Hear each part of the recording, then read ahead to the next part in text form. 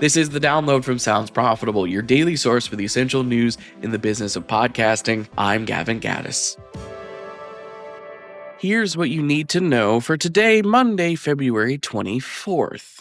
Before I get started, this week the Sounds Profitable educational series is back with a look at podcasting's news audience.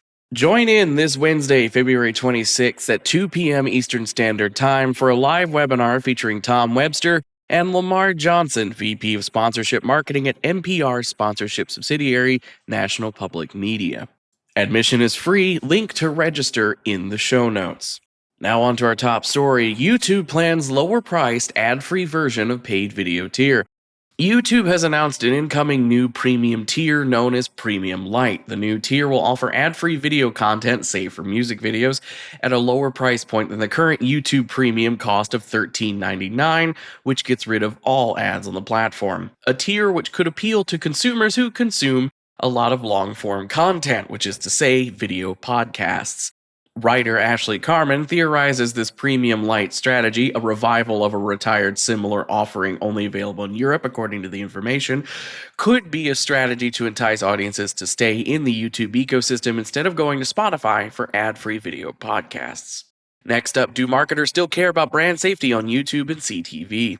A new study from Pixability surveyed U.S. media professionals who buy ads on video platforms, asking them to rank over a dozen different objectives for campaigns in importance. Since 2022, the top concern ranked was brand safety, but in the survey conducted in November of last year, respondents dropped brand safety down to 6th place. That said, Pixability CMO Matt Duffy notes the close margin between the top results of the survey make the change not as dramatic as dropping 6 spots might sound.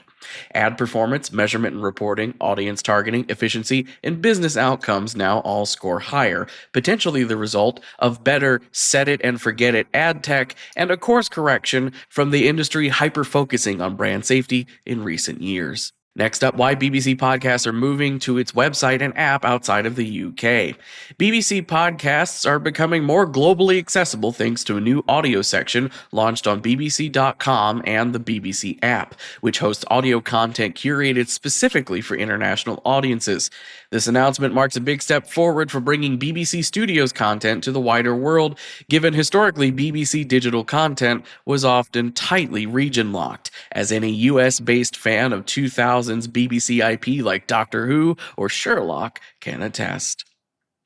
And for our final top story, growth in Australian podcast marketing. As the last few Q4 reports for 2024 come out, Australia continues to demonstrate a healthy podcasting space.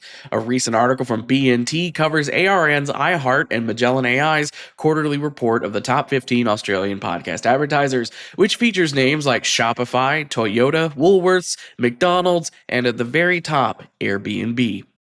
Speaking of advertising, IAB Australia has published their Q4 Internet Advertising Revenue Report, which finds audio advertising grew 17.8% in the country last year, reaching $313 million Australian.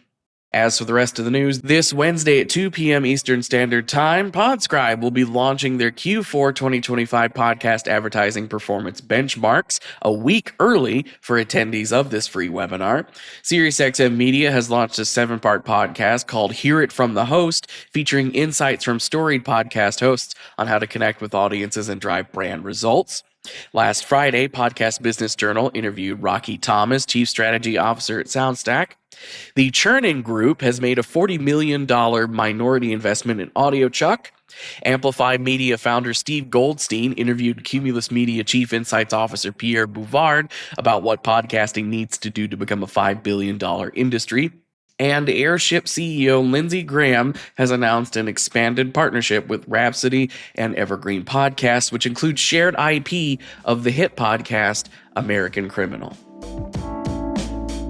Be sure to check out all the links to every article mentioned right in your podcast listening app or at soundsprofitable.com, where you can also subscribe to the newsletter version.